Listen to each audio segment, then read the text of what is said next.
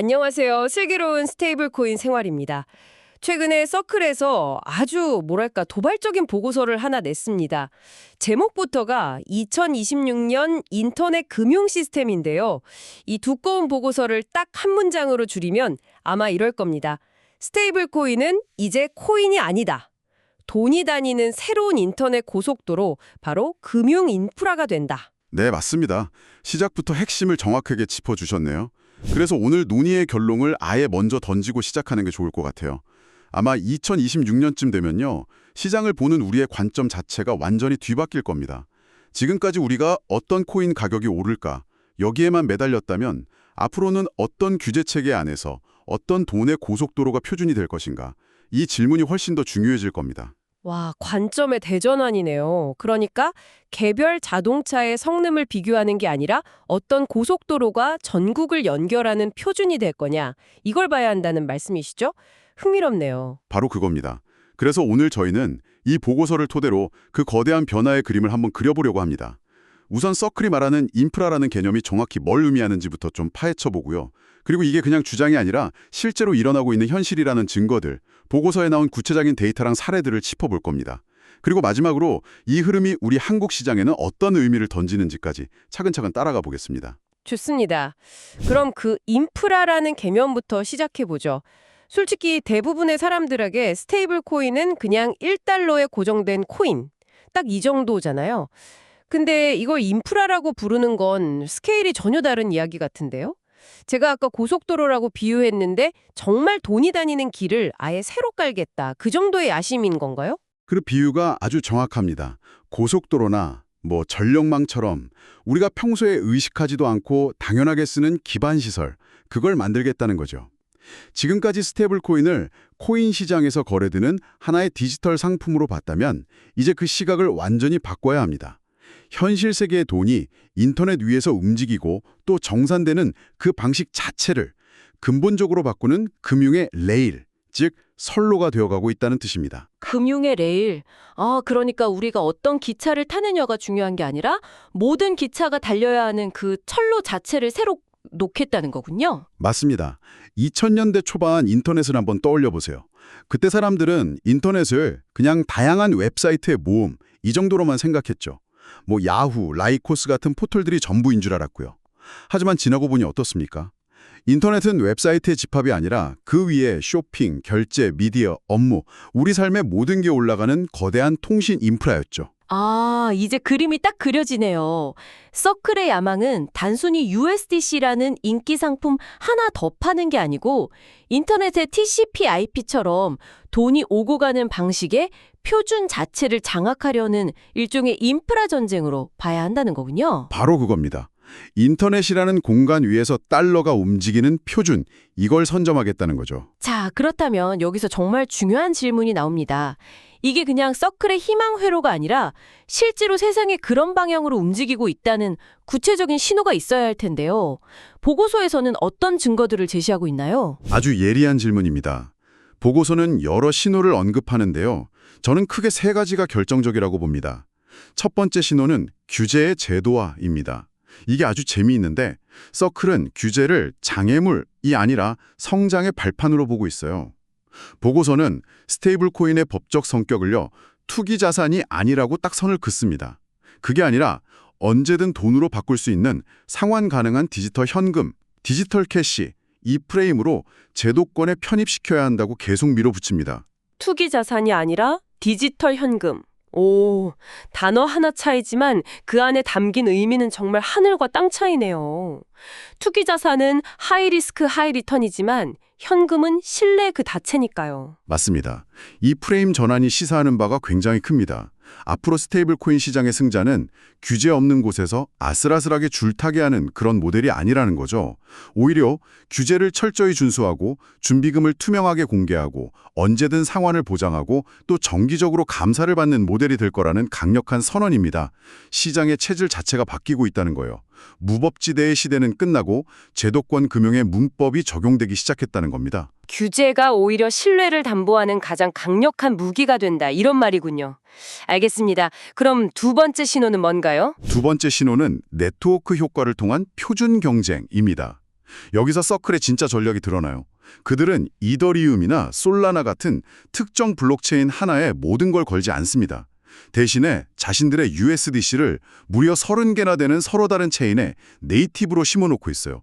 그리고 더 나아가서 이 체인들 사이를 돈이 자유롭게 넘나들 수 있는 다리, CCTP라는 기술을 표준으로 만들려고 하고 있죠. 여러 체인에 동시에 깃발을 꼽고 그 깃발들을 연결하는 다리까지 직접 놓겠다.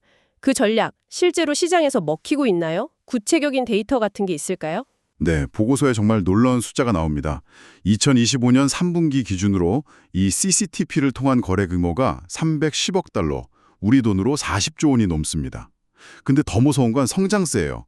전년 대비 740% 증가했습니다. 잠깐만요. 740%요? 제가 숫자를 잘못 들은 건 아니죠? 보통 유망한 스타트업 연간 성장률이 100%만 넘어도 대단하다고 하는데 740%는 거의 이건 뭐 인프라가 깔리는 속도가 아니라 전염병처럼 번지는 수준인데요. 이건 그냥 잘 되고 있다가 아니라 이미 시장 판도가 바뀌는 임계점을 넘었다. 이렇게 봐야 하는 거 아닌가요? 정확한 지적입니다. 이게 바로 네트워크 효과가 폭발하는 순간인 거죠. 사용자가 이더리움에 있든 솔라나에 있든 아발란체에 있든 전혀 신경 쓸 필요가 없는 겁니다. 그냥 똑같은 디지털 달러 경험을 제공하는 거죠. 마치 우리가 어느 나라에 가든 비자 카드를 쓸 수 있는 것처럼요. 서클은 지금 블록체인 세계에 비자를 꿈꾸고 있는 겁니다. 비자 카드 비유 정말 와닿네요. 자, 그럼 마지막 세 번째 신호는 뭔가요? 규제의 제도화, 멀티체인 표준 경쟁. 다음은 전총 금융기관의 역할 변화입니다. 월스트리트의 거물들이 이제 구경꾼이 아니라 이 새로운 금융 시스템을 함께 만드는 설계 파트너로 참여하기 시작했다는 점입니다. 설계 파트너요? 이전에는 그냥 관망하거나 파일럿 프로젝트 정도만 하던 곳들이 이제는 아예 설계도 단계부터 참여한다는 건가요? 그렇습니다. 보고서에 나오는 대표적인 사례가 바로 세계적인 투자은행 도이치뱅크입니다. 도이치뱅크는 단순히 USDC를 이용하는 고객사가 아니라 서클의 차세대 플랫폼 설계에 직접 참여하고 있어요. 구체적으로는 USDC와 유로 스테이블 코인인 EURC의 커스터디, 즉 수탁 서비스, 또 현금과 암호화폐를 교환하는 온-오프 램프, 그리고 국경 간 결제를 위한 새로운 청산 시스템 구축, 이런 아주 핵심적인 금융 인프라 영역에서 협력하고 있습니다. 와, 도이치뱅크의 참여는 확실히 무게감이 다르네요. 근데 한편으로는 이런 생각도 드네요. 이 거대 은행들이 이걸 단순히 하나의 새로운 기술 공급업체 정도로 보고 협력하는 걸까요? 아니면 정말로 자신들의 핵심 비즈니스가 위협받거나 대체될 수 있다고 보고 뭐랄까 울며 겨자 먹기로 참여하는 걸까요? 그들의 진짜 속내가 궁금해지는데요. 아주 중요한 포인트입니다. 저는 둘 다라고 봅니다. 한편으로는 새로운 사업 기회를 포착한 것이고 다른 한편으로는 이 거대한 흐름에서 소외되지 않으려는 생존 본능이 작용하는 거죠. 중요한 건 그 동기가 무엇이든 간에 도이치뱅크급 기관이 참여했다는 그 사실 자체가 이 시장이 더 이상 코인 커뮤니티의 기술 실험 단계를 지났다는 겁니다. 이제 거대 금융사들이 실제 비즈니스 운영을 진지하게 고민하는 인프라로 진화하고 있다는 가장 확실한 증거죠.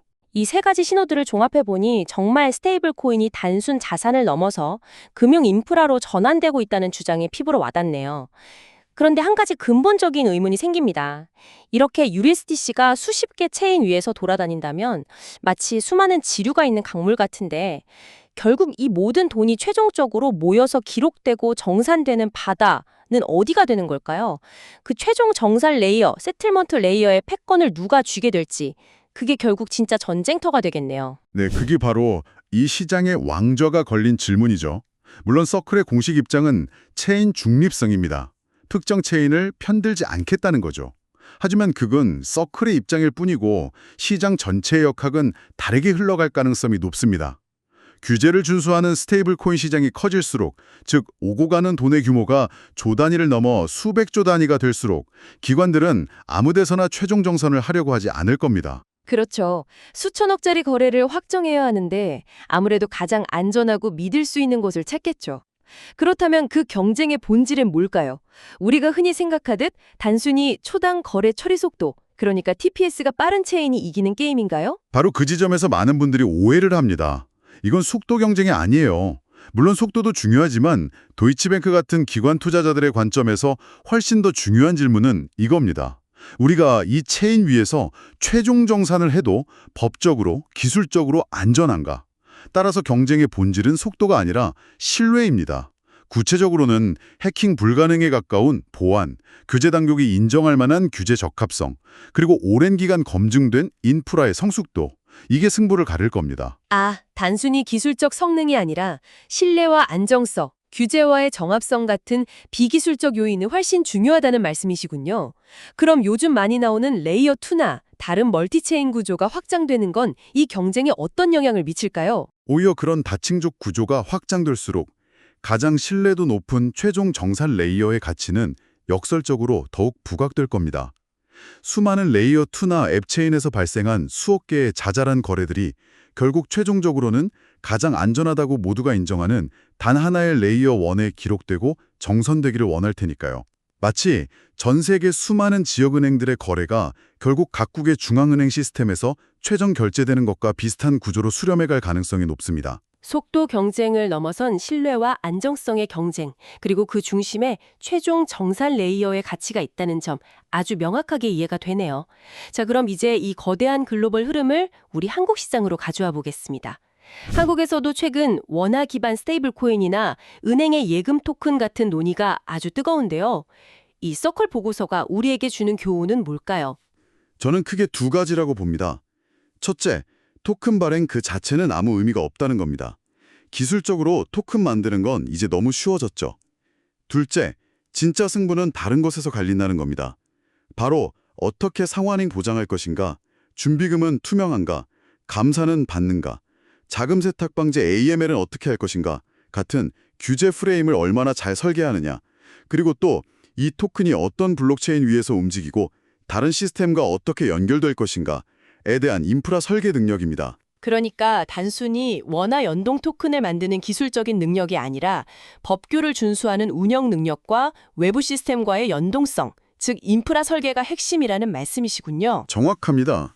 그래서 만약 한국형 스테이블 코인 모델이 나온다면 그 성공 여부는 단순히 카카오페이나 네이버페이처럼 국내 결제 시장에서 편리하게 쓰이는 수준에 머무는지가 아니에요.